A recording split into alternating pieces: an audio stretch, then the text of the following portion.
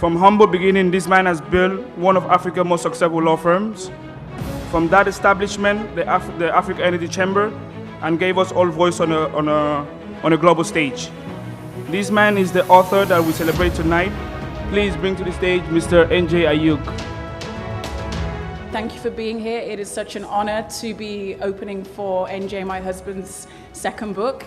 I kept saying, apparently I'm married to an author. Apparently, but we are so proud of his success. And if each of you don't leave with a copy of the book by this evening, there will be trouble. NJ will talk about something once. Yeah, I'm thinking of writing a book. Boom, 9 months later, it's on Amazon, bestseller. It's very annoying.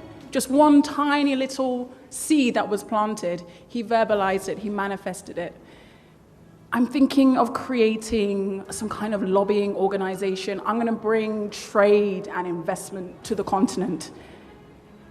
10, 11 months later, he signs $1 billion in China to bring investment to the continent. So please take this book as a clarion call, as a wake-up call, and let's see what we can do as a community of young, talented African entrepreneurs to promote ourselves, to promote our countries, and to promote our continents. Thank you very much.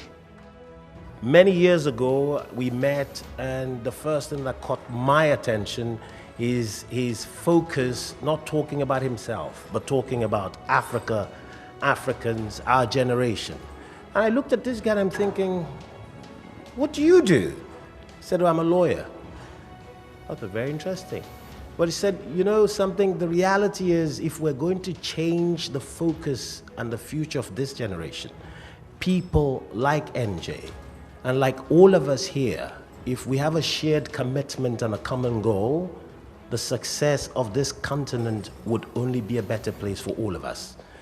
The diversity of our continent, 53 to 54 countries of diverse people, over 1 billion people, different languages, but we have one commonality that ties us and binds us together. That is the youthfulness and the dedication of this generation. If we can do it and make that difference, and that stands and starts from the natural resources that Africa is blessed with as a continent.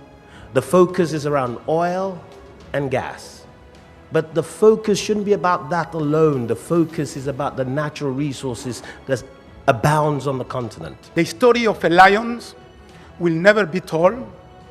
In the meantime, that is being written by a hunter. Writing a book and telling a story in a different angle is definitely helping us. Because he's saying that Africa is not always what you see in the news. You know, people shooting to each other, people having hunger, corruption. What is very important is that we have more people, more African like NJ, who actually can tell our stories. Because there is a great opportunity. Equatorial Guinea is the best example. And it's an example because nobody can explain what happened in that country. 15 years. We discover oil, we produce our oil, we take our single oil, we put it in the ground, road, electricity, planes, cars, everything. And we do that because if you buy all that, they cannot steal it from you. We don't put it in the bank.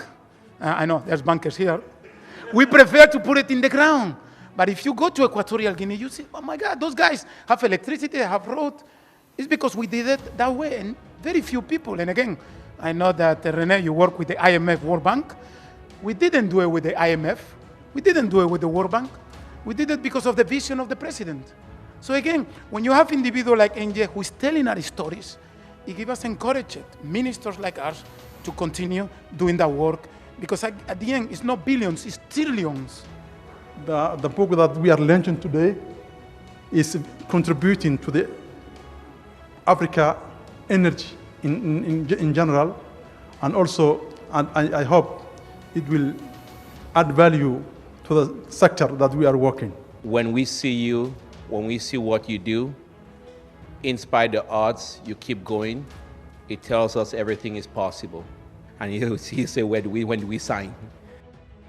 Most of us Africans never get to accomplish what we have to without sometimes people who push you, will drive you, and will get you into the table It's like, let's just do it, then we'll do it for a better Equatorial Guinea, for a Guinea, for a better Africa.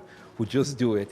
Most of us didn't have a shot to even be in the room, let alone be here, if you did not really put us on the stage, be there every day, and really give us a platform, and sit in that room. Sometimes we don't understand.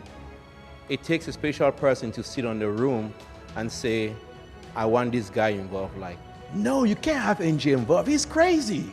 He's like, I don't care. He's my crazy. I want him involved. I want him. You go figure out how you work with him.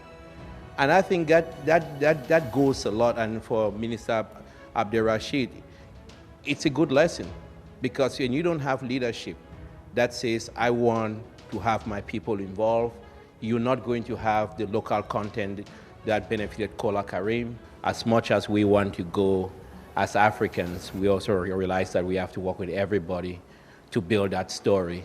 And we can really write our own history. And I thank you. I thank everybody for making this happen.